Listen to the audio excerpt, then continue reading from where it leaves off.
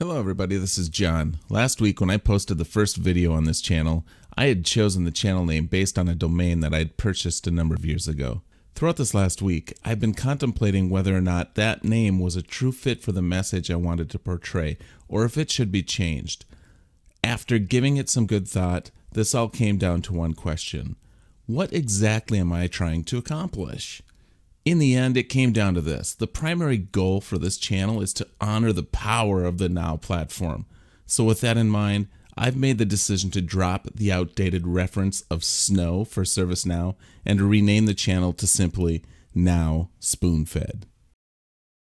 Without further ado, this is John from NOW-Spoonfed bringing you your ServiceNow Quick Fix, where we show you helpful tips and tricks of the trade for administering the Now platform. Today is a treat as I will be reviewing an article that I posted on the ServiceNow community back on July 29th of 2015 entitled Bulk Loading Attachments to ServiceNow with PowerShell. This article goes into a lot of detail, and if you want to get a good understanding of how this process works from start to finish, I really suggest taking a look at it. The link to it will be in the description for this video. Though my goal today is to quickly walk through the steps on how to get this import up and running so that you can try it out for yourself. Let me briefly explain the concept. Oftentimes when migrating from another tool into ServiceNow, it is a requirement that the file attachments from the legacy system also be migrated from that tool into their associated records in ServiceNow. I was tasked with architecting a solution that could easily be implemented. To accomplish this, I chose to use PowerShell to issue XML SOAP calls to ServiceNow for uploading of the file attachments into ServiceNow's Attachment Creator web service. A key problem that needed to be solved was to find a way to have the PowerShell script loop through all of the files and to know how to load them to the correct records in ServiceNow. Questions like, what table does the record exist on? Once I know the table, how do I know which file on the table should I be attaching this file to? Let me cut to the chase. To resolve this, I built out a folder structure where the names of the folders actually provided the answers to these basic questions. The first folder is the target table. The second folder is the field on that table to be queried. And the third folder is the known value for that field.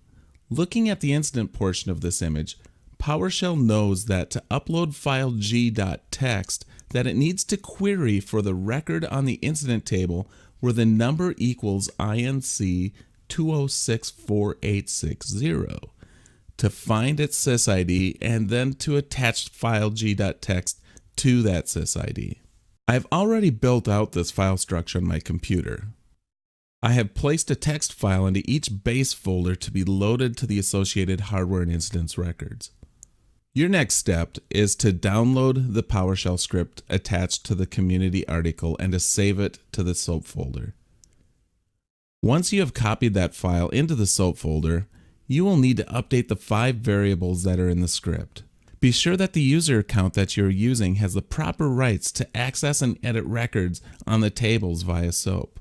Now at this point, if the folder structure is built and the files to be attached are all in one place, then running the script will attach the files to their associated records.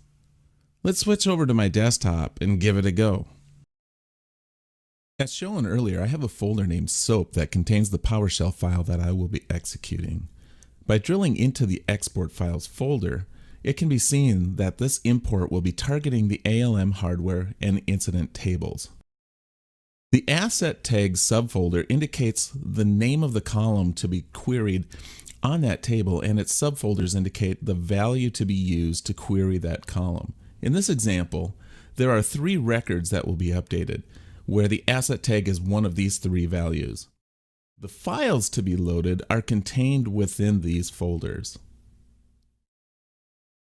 So let's assume you're retiring your old worn out incident application and have a need to import some of those files into ServiceNow.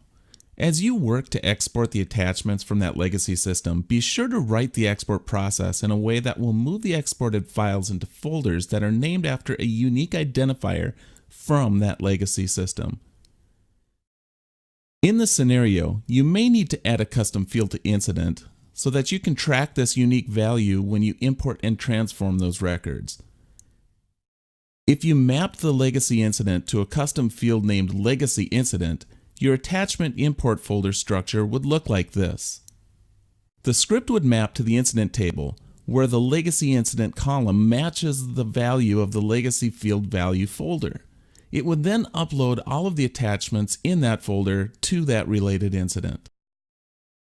Now, for the moment we've all been waiting for, let's check this script out in action. I've opened a PowerShell window and dragged my script into it. All I have to do now to kick this upload off is hit enter. As the script runs, it shows the progress by displaying the name of the file that is being uploaded to ServiceNow. And then it further identifies and displays the sys-ID of the record that the file will be attached to. Once the sys-ID of that record is identified, it generates the XML upload and sends it to ServiceNow. As the script executes, temporary files are created and deleted from the SOAP folder, and the final output is a CSV log file. If you open the CSV log file in Excel, it will provide all of the details of the upload. Reading this essentially tells a story. If we look at row 3, it would read like this. File name p22837.txt, uploaded as p22837.txt to table ALM hardware, where field asset tag has value p22837 and attached to sys-ID such and such. Now, if we look at the sys attachment list view, the files that I uploaded via PowerShell are showing. Using the sys-IDs from the log file, I've created a list of the incidents that we've attached files to. Let's spot check a few.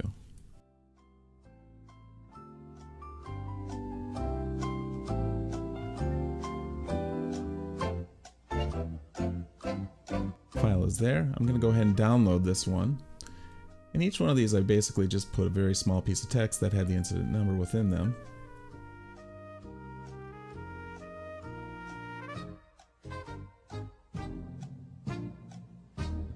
And let's do the same with the hardware assets.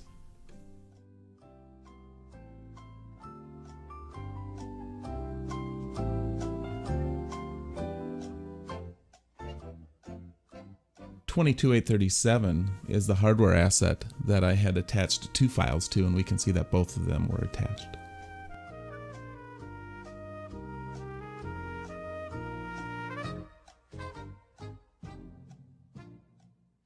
So there you have it. Bulk loading attachments to ServiceNow could never be easier. Just a quick reminder, the PowerShell file discussed in this episode is attached to the article posted on the ServiceNow community. To take a deeper dive into this, be sure to check the doc out. A link to it has been added to the description. This concludes today's episode of Now Quick Fix. If you have questions that you'd like me to cover on a future episode, leave them in the comments. Our next few Quick Fix episodes will be taking us back to the basics, so be sure to subscribe so you don't miss it. And if you know someone that can make use of these tips and tricks, do them a favor and share this with them.